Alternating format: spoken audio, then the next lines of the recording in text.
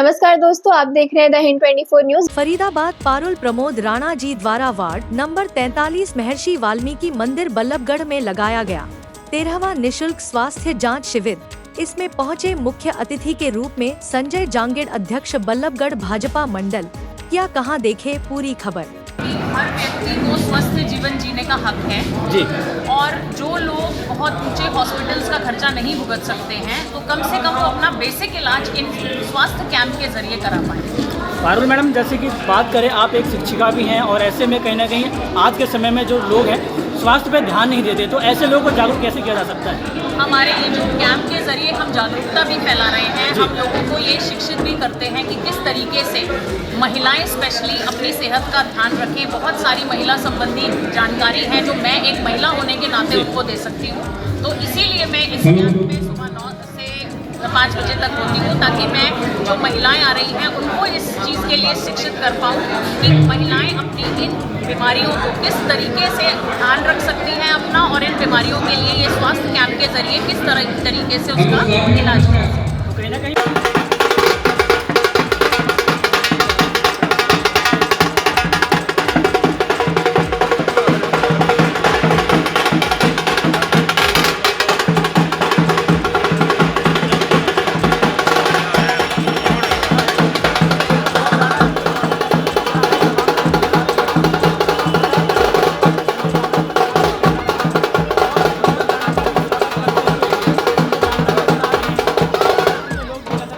आइए बातचीत करते हैं नवनिर्वाचित मंडल अध्यक्ष। नवनिर्वाचित आप बने हैं मंडल अध्यक्ष, एक तो आपको बधाई। दूसरा, वार्ड नंबर 43 में विशाल निःशुल्क स्वास्थ्य जांच शिविर का आयोजन पारुल प्रमोद राणा के माध्यम से किया जा रहा है। किस तरीके से कहेंगे लाभ? मैं पहले तो आप पत्रकार बंधुओं को आपका प्रणाम करता हूँ और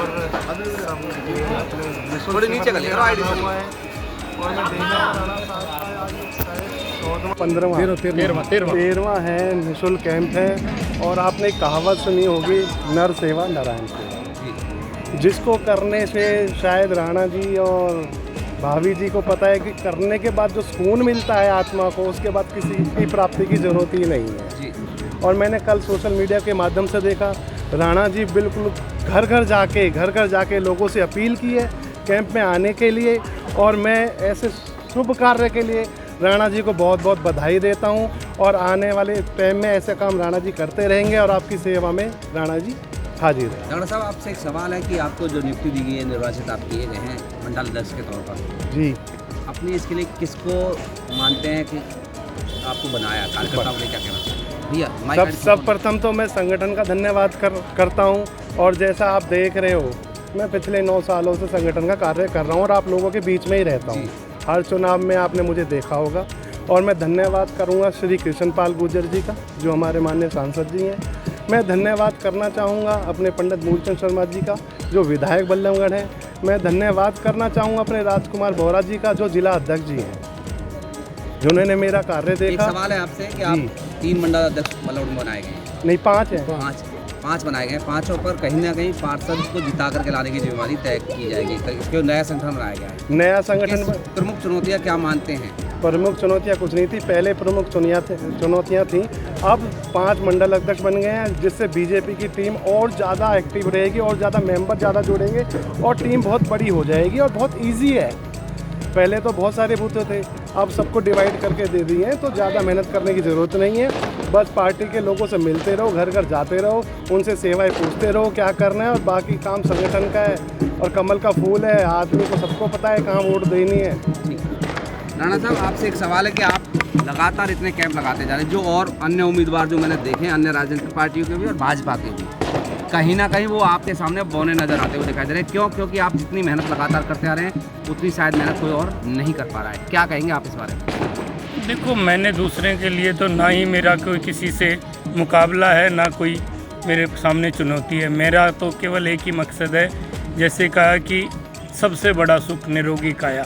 तो मेरा हर वार्ड के भाई को मैं ये चाहता हूँ वो स्वस्थ रहे, और मेरी यही कोशिश है कि मैं हर, चाहे वो बच्चा है, बुजुर्ग है, जवान है, माताएं, बहनें, सब स्वस्थ रहें। मैं इसी उद्देश्य के साथ निकला हूँ और इसको पूरा करके रहूँगा। आज 13वां कैंप है आपका, लगभग कितने लोगों ने आज तक स्वास्थ्य जांच शिविर कराई है निःशुल्क? आप ये लगा लो कि हर कैंप में करीब 350 से 400 की एवरेज हमारी रहती है, क्योंकि हमारे पास पूरा रिकॉर्ड है। तो आप खुद मल्टीप्लाई करके देख लो कि हज़ारों लोगों को अभी तक मुफ्त में दवाएं, मुफ्त में आँखों के चश्मे और परामर्श, खून की जांच, पेशाब की जांच, मतलब हर तरह की सुविधाओं का लोगों को फ़ायदा उठा रहा है। और हम मेरे से ज़्यादा तो आप मेरे पत्रकार बंधुओं, आपको पता है कि वास्तव में धरातल पे कितना काम आया है और उसका कितना लोगों को फ़ायदा पड़ा। राणा साहब, एक सवाल और है, दिन प्रतिदिन चुनाव टलता जा रहा है, आप इसको बेहतर मानते हैं सेवा करने के लिए या सही नहीं मानते हैं आप? नहीं, हम तो देखो, हमें चुनाव से कोई लेना देना नहीं है, ये बात तो आपको मैं हर बार बताता हूँ और आपको पहले से पता। हम तो 10 रुपये में रोटी, कपड़ा और इलाज IMT में सालों से चला रहे हैं, तो तब तो कोई चुनाव की बात नहीं थी। ये तो क्या था कि एक इस माध्यम से थोड़ा सा ही भाइयों की सेवा करना आसान रह जाता है। सरकार से कंधे से कंधा मिला के चलेंगे तो हम जहाँ हम 10 रुपये का फ़ायदा दे रहे हैं वहाँ उनको हज़ारों का फ़ायदा दे सकते हैं। राणा जी किस प्रकार का है आपकी तरफ ऐसी जो है सेवा आप कर रहे हैं? देखो, जनता तो मैंने फिर वही मेरा है, ये आप बेटर बताएंगे। हम तो, हमारे पास तो भाई जितने भी आते हैं सब हमें धन्यवाद करते हैं, अपना आशीर्वाद देते हैं और हमारे साथ खड़े होने का भरोसा दिला रहे हैं। हम आप IMT के एसोसिएशन के प्रधान हैं और इस समय जो बड़ी चुनौती है बेरोजगारी है, इस चुनौती को आप कैसे देखते हैं? नहीं, इस चुनौती पे हमने काम स्टार्ट कर दिया ऑलरेडी। हमने करीब 40 के आसपास लोगों को रोज़गार दिया है और हम जहाँ भी जाते हैं लोगों के बायोडाटा इकट्ठा कर रहे हैं। और इसमें 2 तरह की बात होती है, एक तो जो सक्षम आदमी होता है उसको हम तुरंत रोज़गार पे लगा देते हैं, एक हमें जिसको कुछ ट्रेंड करना होता है तो उसके लिए हम एक स्किल डेवलपमेंट सेंटर खोलेंगे सरकार के साथ मिलके। तो जैसे ही वो हो लेगा तो उससे कि हर व्यक्ति को रोज़गार मिलेगा। देवते साहब, आडोले का प्रधान भी हैं, कुछ संक्षिप्त में बताएं पारुल प्रमोद राणा क्यों बेहतर हो सकती है? देखो, बेहतर का तो आप ये देख ही रहे हैं कि 43 नंबर वार्ड के अंदर राणा साहब ने कोई कसर नहीं छोड़ रखी। स्वास्थ्य के प्रति, काम के प्रति, जो भी इनका कोई जिन्होंने जिम्मेदारी ली है उसको बेहतर प्रश्न कर रहे हैं, पूरा कोशिश कर रहे हैं कि इसको बेहतर से बेहतर स्वास्थ्य सेवा दी जाए, बेहतर से बेहतर लोगों को रोज़गार दिया जाए। जो टेक्निकल आदमी उनको अलग तरह से नौकरी है, जो नॉन टेक्निकल आदमी है उनके लिए ये उनको प्रोसीजर करते हैं, उसके बाद उनको लगाते हैं। तो ऐसे इससे बढ़िया आदमी कहाँ हो सकता है? ऐसे ही तमाम खबरों के लिए जुड़े रहिए द हिंद 24 न्यूज़ के साथ।